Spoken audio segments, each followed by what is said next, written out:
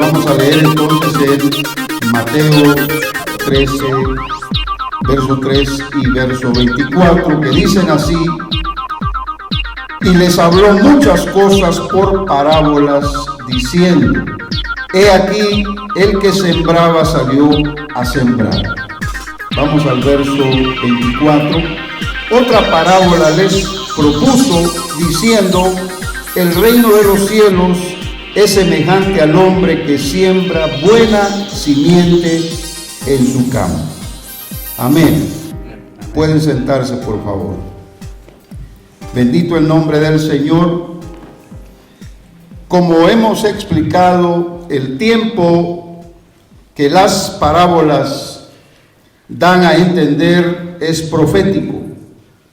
Y obviamente en un mensaje tan sencillo como hablar del sembrador, de la semilla, de los terrenos, hablar también de lo que sucede cuando la semilla cae a la tierra, pareciera no tener importancia más de la que nosotros conocemos en lo natural. Pero sí tiene una gran importancia para Dios, porque a través de eso revela el reino de los cielos. Y esto significa también que Dios revela el proceso de los tiempos, por el cual Él ha de explicarnos lo que ha de suceder. Tan sencillo como eso, pero a la vez tan profundo como lo que el Señor tenía en su corazón revelar. Quiero que tomemos en cuenta la primer parábola, porque no solamente fue explicada en un segundo plano después de que el Señor la enseñó, la propuso, la narró, sino que también fue explicada en detalle. De igual manera, también pasó con el trigo y la cizaña, la segunda parábola. El Señor también se tomó el tiempo para dar una explicación específica. Y yo quisiera rogar su atención para que se dé cuenta que primero lo más importante es el sembrador y la semilla. El sembrador no podría tener su función si no tiene semilla. Así que la semilla se constituye en el elemento más importante del sembrador. Yo puedo caminar por diferentes lugares del terreno donde hay que sembrar, pero si no llevo semilla, no tengo función alguna. Soy como cualquier otra persona que pasa caminando por esos lugares. Pero cuando el sembrador se mete a los terrenos para sembrar, lleva su bolso con las semillas. Y él va dispuesto entonces a dar a la tierra lo que la tierra habrá de tomar en sí misma para después darle crecimiento y que eso mismo fructifique.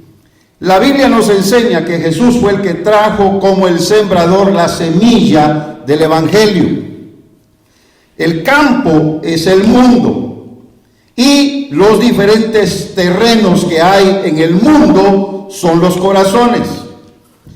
El tiempo en la historia, cuando el Evangelio comenzó a ser predicado por Jesús y también por los enviados por Él, está narrado en los Evangelios, porque también los discípulos que el Señor tomó para enviarlos a predicar, hicieron lo mismo que Él hizo. A los pobres les fue anunciado el Evangelio. Amén. Por eso le digo que en la era apostólica, que es el tiempo que narra la primer parábola del sembrador, es cuando se comenzó a expandir la semilla del Evangelio. Fue sembrada por todas partes del mundo, de tal manera que cuando se expandió, cuando el evangelio fue predicado, entonces se comenzó a revelar la clase de corazones que reciben la semilla de la verdad. Yo le digo una cosa, hemos repetido ese dicho: caras vemos, corazones no sabemos. Y es que hay corazones que son terrenos que no están preparados para recibir la semilla. Jesús habló de 4 clases de terrenos. Obviamente habló del terreno junto al camino, es el terreno más duro, porque tanto pasa uno por un lugar que lo hace vereda. Cuando usted está caminando continuamente por el lugar donde transita, tal vez para salir de la puerta de su casa al jardín o al patio, se da usted cuenta que no salen la grama o la hierba de la misma manera como sale en el lugar donde nadie pasa. Y por supuesto eso significa que el terreno, conforme al paso de la gente y con el tiempo, se endurece y se pone completamente cerrado, que no puede penetrar una semilla. Si la semilla cae ahí, la semilla no penetra la tierra. Puede caer la lluvia y aquel terreno sigue igual de duro. Pero hay otro terreno más, donde también la semilla que fue tirada por el sembrador cayó. Es el terreno donde hay piedras. Y por supuesto, las piedras tienen inclusive una gran interpretación, porque eso significa que hay problemas que van a interrumpir el hecho de que la semilla pueda penetrar por la tierra. Y también hay otro terreno donde hay espinos, donde hay abrojos.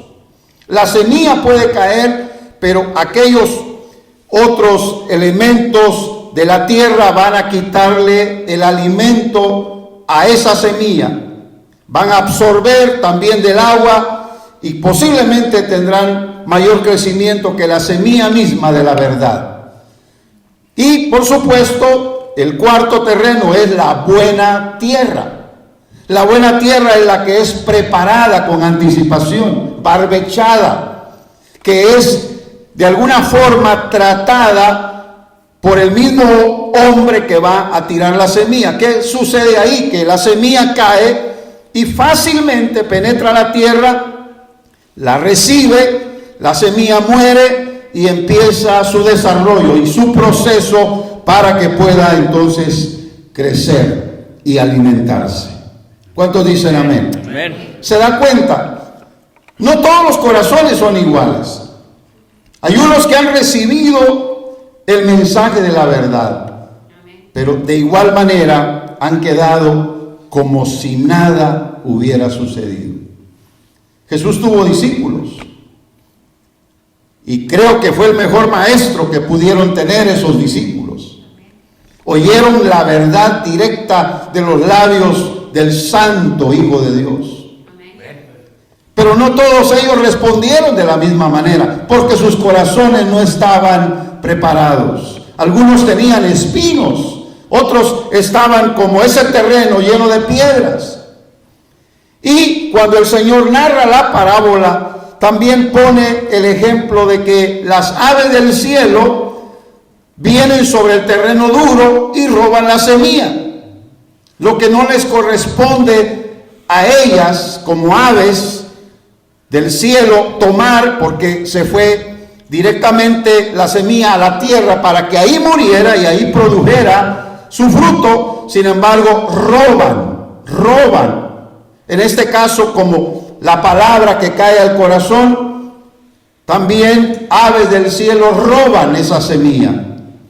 Hay corazones que permiten que otras cosas influencien su vida y puedan entonces de esta manera opacar la fuerza que tiene la naturaleza de la palabra. Y de esa manera se muere la semilla en el corazón. Se muere antes de que pueda penetrar. No permita que su corazón deje de ser un corazón duro, un corazón lleno de espinas o de piedras.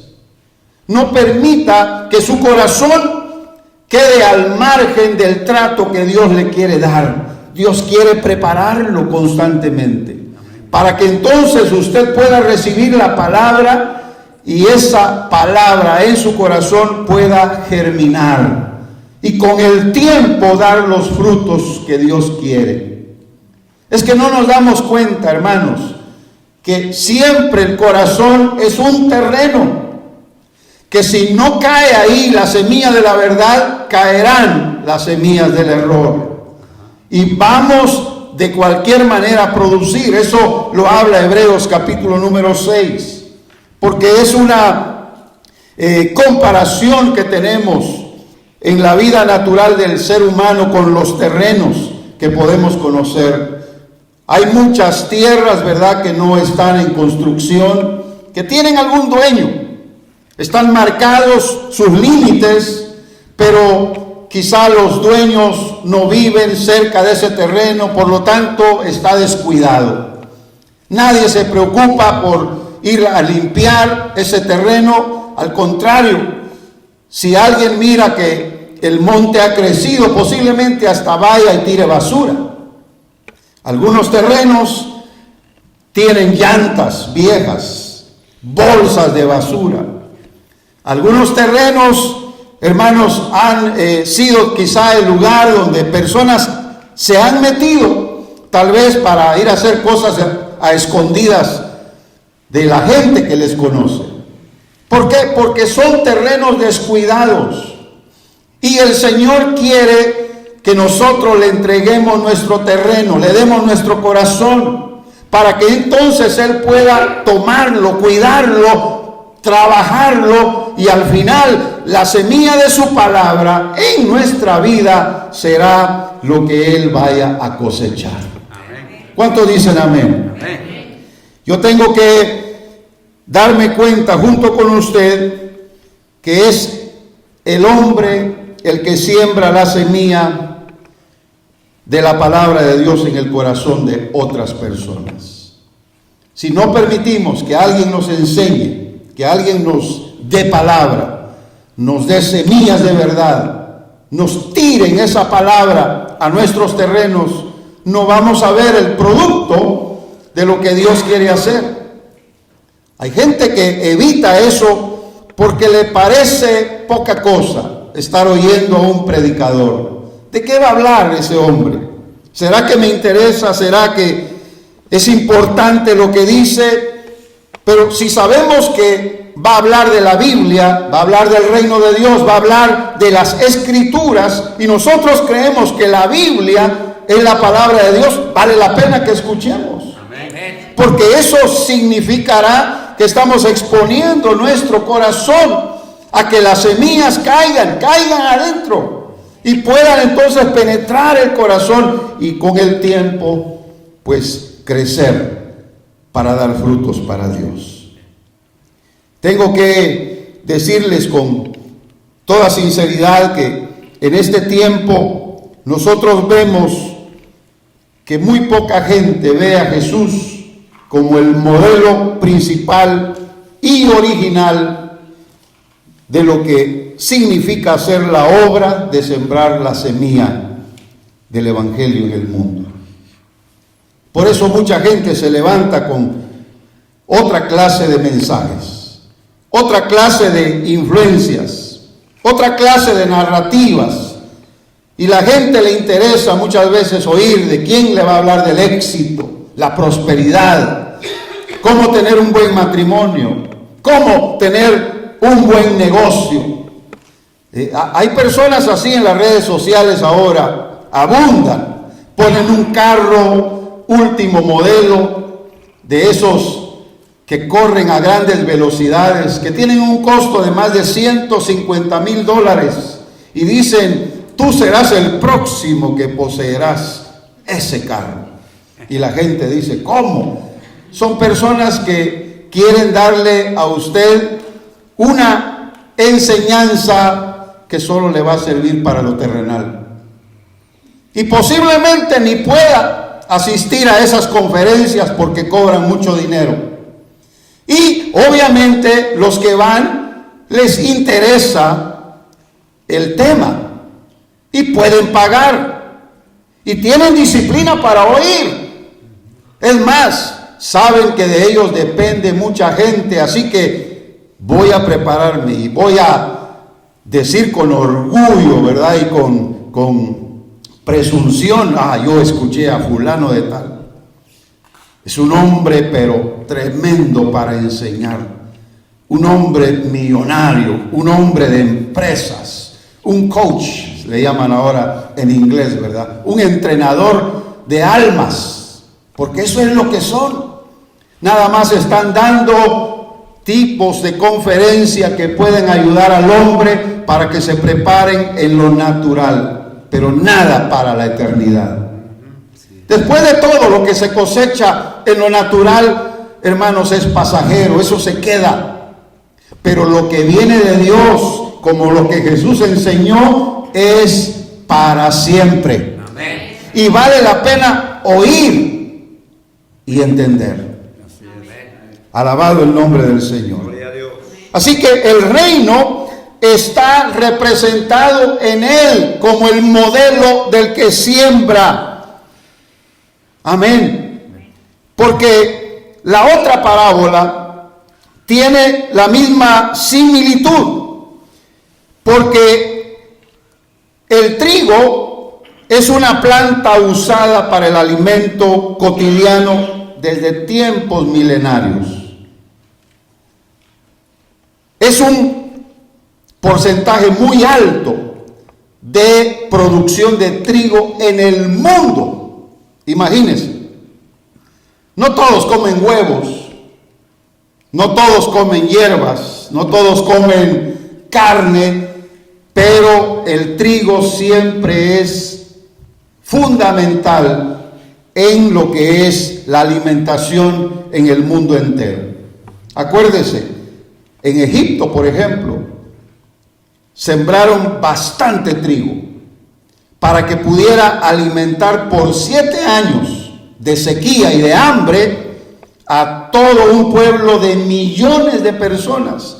Guardaron en graneros todo lo cosechado en 7 años de prosperidad, porque, hermanos, pudieran faltar los animales, pudieran faltar inclusive la vegetación y otra clase de alimentos, pero si hay trigo, podemos sobrevivir.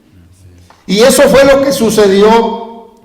Eso la historia lo registra en lo que fue el pueblo de Israel en Egipto hace cientos y cientos de años. Pero quiero que también sepa que el trigo es considerado como un sinónimo de alimento. Amén. Según la Biblia, yo les voy a dar trigo, decía el Señor. Yo les voy a abundar en trigo. Eso significaba alimento. Dios nos va a sostener siempre para que no perdamos la vida, ¿verdad? Por medio del hambre. ¿Qué es la cizaña? La cizaña también es una planta muy parecida al trigo que crece en las zonas donde el trigo es sembrada y se considera maleza, se considera hierba, se considera una planta que sale y crece a la par del trigo en los mismos cultivos. Ahora, es tal su parecido, es tan exacto en su similitud, que algunos denominan a la cizaña el trigo falso, porque no se puede notar a simple vista qué es trigo y qué es cizaña. La cizaña no es recomendable que se consuma, ni tampoco que se combine con la harina del trigo, porque se considera venenosa. Quienes cultivan el trigo saben mucho mejor a lo cual yo me estoy refiriendo ahora. Y como le decía, como es difícil de diferenciar entre el trigo y la cizaña, puesto que son muy parecidos, entonces hay una manera de poder darse cuenta cuando estamos realmente cosechando trigo o tenemos que desechar la cizaña. Amén. Para el trigo hay que esperar el tiempo cuando está maduro. Amén. Cuando está maduro, a la vista el que sabe dice: este es trigo, y corta el trigo y lo separa de la cizaña, la semilla mala. El trigo maduro pesa más que la cizaña, por lo tanto se dobla, tiende a encorvarse. Amén.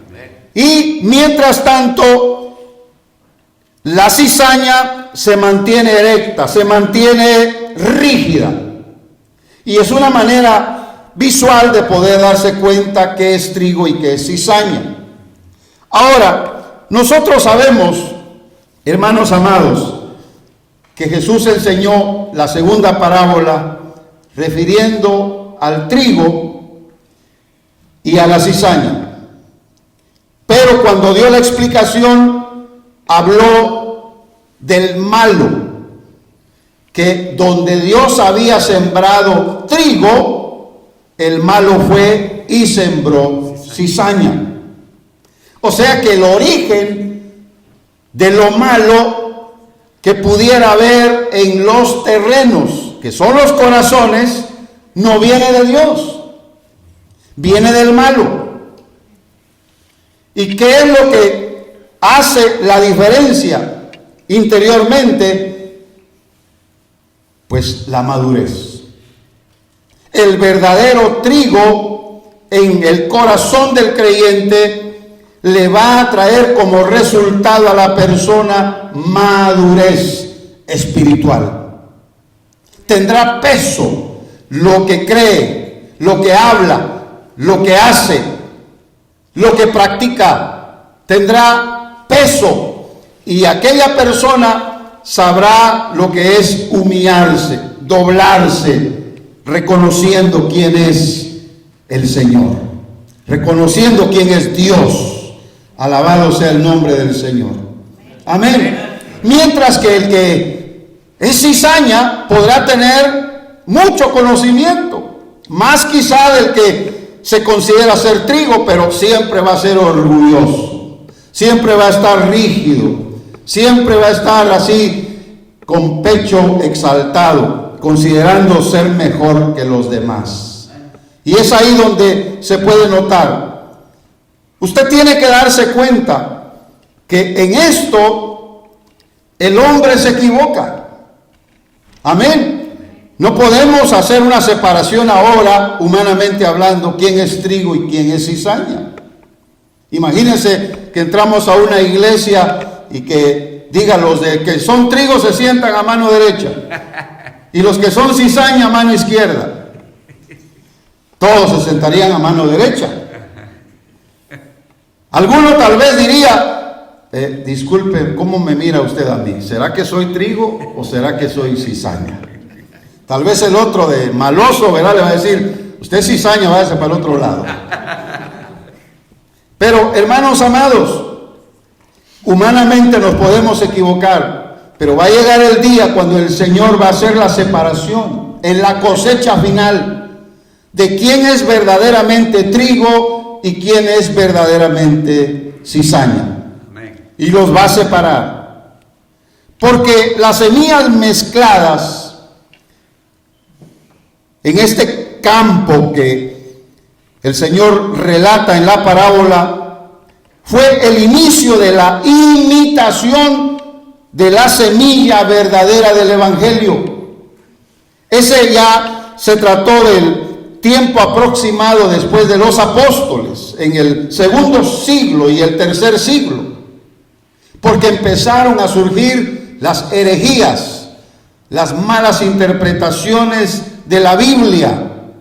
Ahí surgieron los nicolaitas, ahí surgió la iglesia con contaminaciones del mundo y con otra clase de teorías de la teología liberal. Y también el sincretismo religioso empezó a tomar fuerza y poder.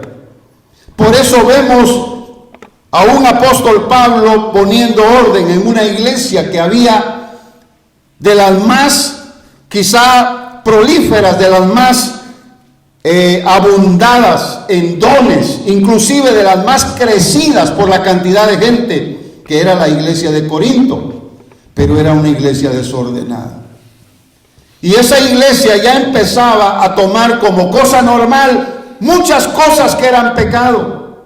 Y usted puede leer en la primera carta del apóstol Pablo a los Corintios, que como hubieron muchas preguntas que le hicieron, lamentablemente no existen esas cartas a nuestra vista, ¿verdad? No están para conocer por qué le preguntaban tanto al apóstol Pablo. Pero habían hermanos sinceros que creían que la iglesia se estaba distorsionando y ellos querían la verdad. Así que le escribían a Pablo: hay problemas aquí, Pablo, guíanos, enséñanos, corrígenos. Había pecado de incesto, habían pleitos, habían borracheras, había inclusive discriminación de grupos, los que tenían más, los que tenían menos, quienes eran más pudientes y quienes eran pobres. Así que la iglesia empezó a tener ese tipo de problemas. Y había inclusive bandos. Habían grupos que se iban por el lado de Pablo: nosotros somos de Pablo. Otros decían: no, nosotros somos de Pedro. Otros decían: somos de Apolos.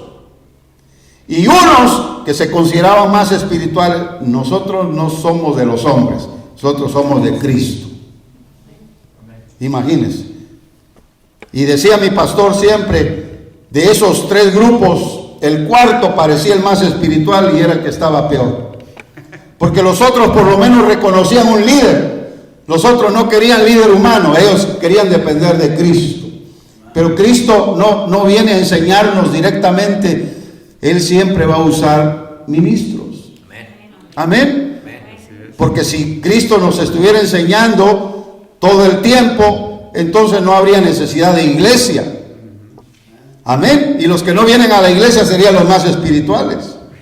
Ya tendríamos que preguntarle: hermano, hace rato no lo miramos, ¿qué le habló Dios en todos estos 2 meses que no viene a la iglesia? Y a lo mejor no sabe ni qué decir, ¿verdad?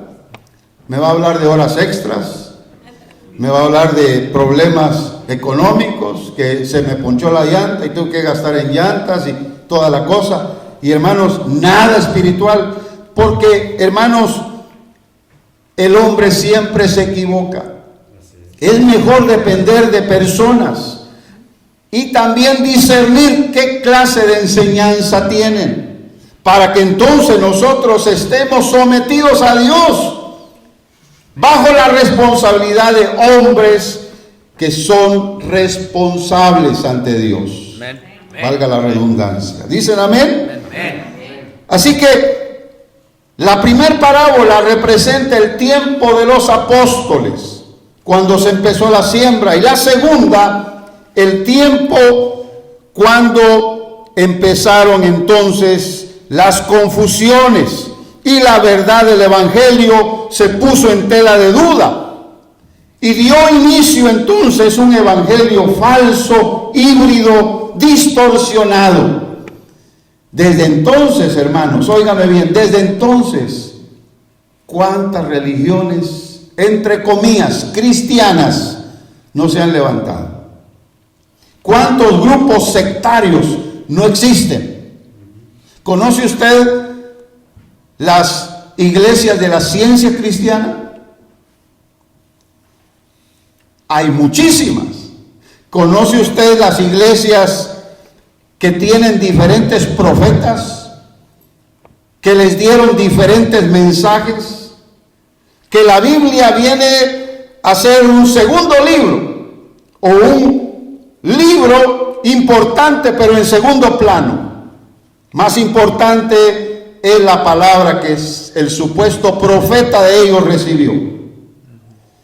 Amén.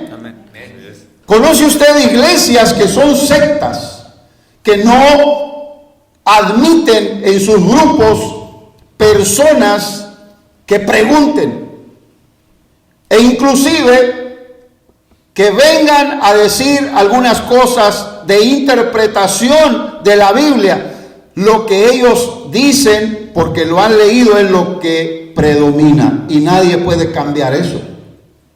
Así hay grupos hasta el día de hoy. Y yo creo, hermanos, que es innumerable en realidad el número de grupos con diferentes doctrinas. Amén. Está un grupo específico, por ejemplo, que se llama el recobro. El recobro.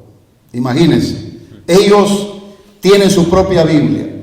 Han cambiado muchas cosas de la Biblia, poniendo ellos su propia interpretación. De esa manera, muchos caen en el engaño. Existen los llamados solo Jesús. Son llamados Iglesia Apostólica. Claro, ellos tienen muchas cosas parecidas, pero ellos no aceptan la enseñanza de la doctrina de la Trinidad, el Padre, el Hijo y el Espíritu Santo. Ellos creen que Dios es uno, que Jesús es el único, que el Espíritu es el único, no hacen diferencia. Y ellos cantan nuestros coros, ¿verdad? Los que cantamos aquí también, pero le cambian cuando ya hablan del Padre o del Hijo o de Jesús. A todo le ponen Jesús. No pueden decir Jehová. Ahora, quizá alguno dirá, por eso yo no voy a ninguna iglesia, porque hay mucha confusión. Es cierto, sería saludable quizá evitarlo, pero ¿a dónde vamos? ¿A dónde vamos? Cuando muchos se fueron y dejaron de ser discípulos del Señor, Jesús llamó a sus discípulos, a los más cercanos, y les dijo, miren, muchos se han ido, ¿no se quieren ir ustedes también? Amén. ¿Qué respondió Pedro? El que más hablaba, ¿verdad? ¿Hay alguno aquí que se parece a Pedro? No, no hay ninguno, gracias a Dios, ¿verdad? Bueno, a veces sí hace falta alguno como Pedro. Así que Pedro dijo, Señor, ¿a quién iremos si solamente tú tienes palabras de vida eterna? Así que vale la pena identificarse con el Señor, sabiendo que Él nos puede corroborar y consolidar en la doctrina de la Biblia. La Biblia es para todos y muchos la han distorsionado, sí, es cierto, pero porque Dios ha dejado la libertad, pero han hecho a un lado al Espíritu que Jesús dijo nos guiará a toda la verdad. Nosotros queremos darle lugar al Espíritu Santo aquí. Amén. El día que usted sepa que estemos enseñando algo equivocado, venga con la Biblia y compruebe el error. Amén. Pero venga para que usted pueda también ser confirmado si está en lo correcto o no. Y posiblemente nosotros tengamos la humildad de decir, es cierto, me equivoqué, no está correcta la interpretación que le di, voy a cambiar mi manera de pensar, lo voy a leer, lo voy a estudiar y voy a corregir lo que he enseñado mal. Amén. Pero vale la pena que nosotros tomemos tiempo para eso, pero no escuche tampoco a cualquiera. Ahora con los medios sociales le pido, no escuche a cualquiera. aunque sean los más populares, aunque tengan 1 millón de likes. No escucha a cualquiera. Ahora, hermanos amados, cualquiera se pone el título de ministro, cualquiera tiene la palabra, cualquiera puede enseñar y arrastrar a muchos al error. Amén. Para comenzar, investigue si esas personas están bien o están mal. Muchas de ellas no van a ninguna iglesia, no se congregan, no leen la Biblia, solo andan buscando los errores de otros y son los más populares que la gente quiere oír. Qué triste, ¿verdad? Pero es una realidad. Así que yo le pido que usted sea más consciente de poder leer la Biblia, que ahí está. Usted la abre y está a su disposición. Yo creo que el Espíritu es el que se pone más feliz cuando usted abre la Biblia, porque dice, va a leer, le voy a poder enseñar, voy a suavizar su corazón y se lo voy a abrir para que pueda entrar la semilla de la verdad dentro de él. Amén. Porque quien siembra la verdad en el corazón del hombre es el Espíritu de Dios. ¿Cuánto dicen amén? Amén? Aunque sea el hombre el que humanamente hablando tire la semilla. ¿Se da cuenta? Porque la semilla cae sobre distintos corazones, distintos terrenos. Pero la semilla, como le decía, se podrá quedar encima y aves del cielo la pueden robar, espinas pueden ahogar esa semilla, o las piedras pueden inclusive no permitir que enraíce la semilla. Pero cuando Dios ha preparado el corazón, la semilla estará entonces en su punto de poder tomar ese terreno para crecer. Alabado sea el nombre del Señor. Aleluya. Estas dos parábolas son importantes. Y he tomado este tiempo para hablar de estos dos periodos de tiempo en la iglesia, porque las dos parábolas marcan claramente el tiempo apostólico y el tiempo de la confusión, que obviamente está en los libros más antiguos, pero siempre los apóstoles tuvieron discípulos y ellos fueron los que permanecieron siendo fieles a un evangelio puro, genuino, original, y se guardaron del error, de las herejías, para poder enseñar a los demás. ¿Cuántos dicen amén? Después vino el tiempo de la persecución, pero los verdaderos cristianos no se amedrentaron. Por eso es de que empezaron a copiar las cartas apostólicas, los escritos, y empezaron a esconderlas y empezaron a distribuirlas entre ellos mismos para que cada uno tuviera la originalidad de aquellos que recibieron la revelación directamente del Señor. ¿Cuántos dicen amén? Por eso tenemos un evangelio que está fundamentado en la Biblia del Nuevo Testamento. ¿Dicen amén? Le pregunto, ¿ha leído usted el Nuevo Testamento?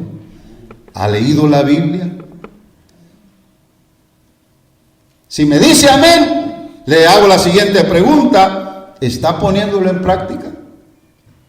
¿Está usted activo en la fe, haciendo lo que la Biblia dice?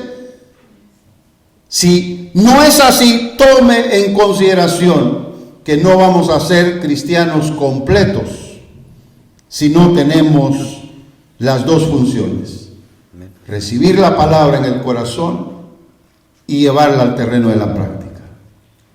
Por eso insisto en la visión de esta iglesia como nueva cosecha. Las doctrinas del evangelio están trazadas en libros. Usted las puede leer detenidamente junto con la Biblia, porque usted va a ver textos de la Biblia, pero tiene que ir a la Biblia para leerlos. Y ahí va a encontrar las doctrinas de semillas, de raíces, de brotes y también de frutos. 64 doctrinas importantes de la Biblia que primero Dios este año 2021 van a salir y van a estar a disposición de mucha gente. Amén.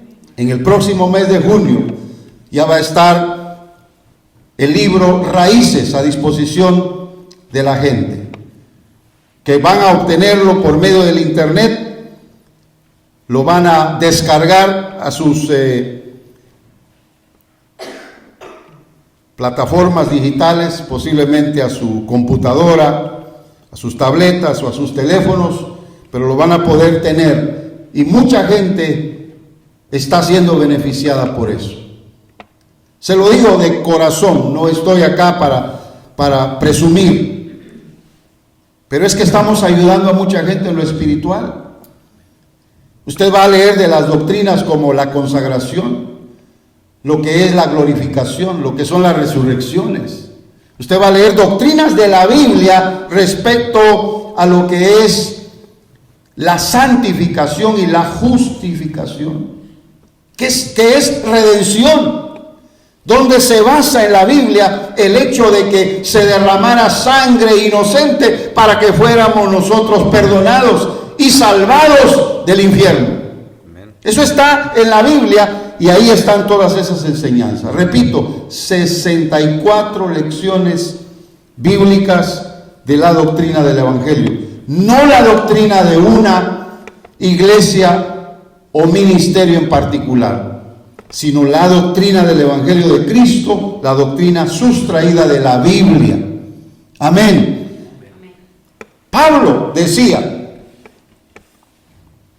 yo sembré, porque el apóstol Pablo hizo también el trabajo de sembrar.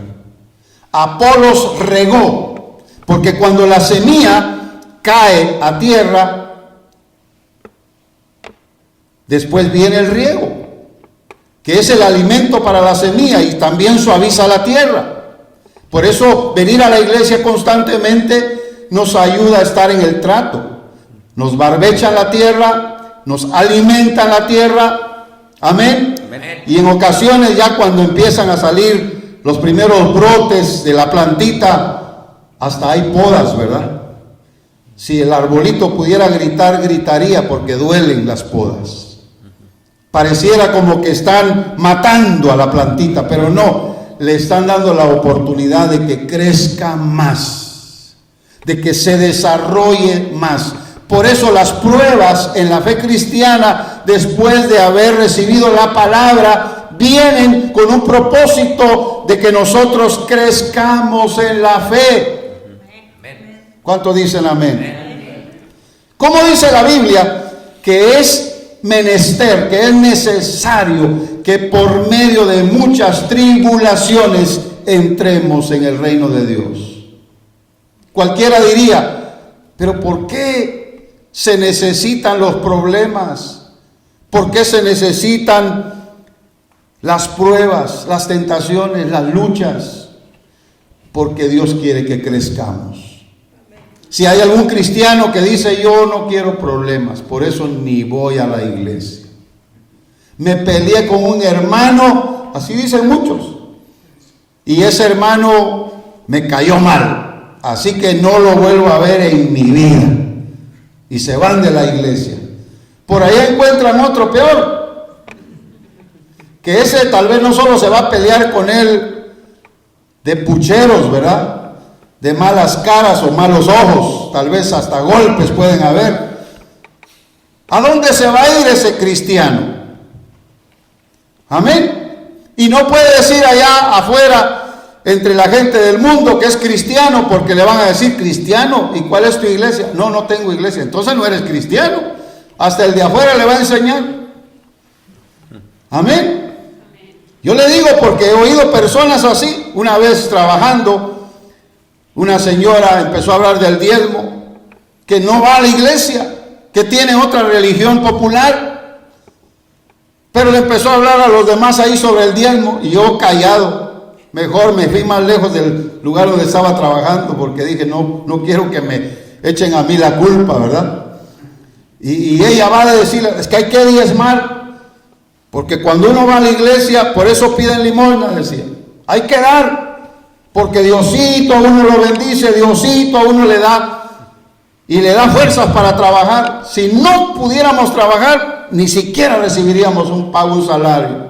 Estaríamos ahí ya, ni retirados siquiera, sino indemnizados tal vez.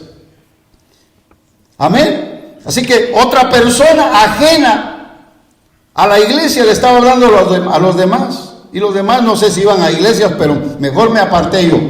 ¿Cuántos dicen amén? Porque hay muchos que piensan que los pastores hablan solo del diezmo.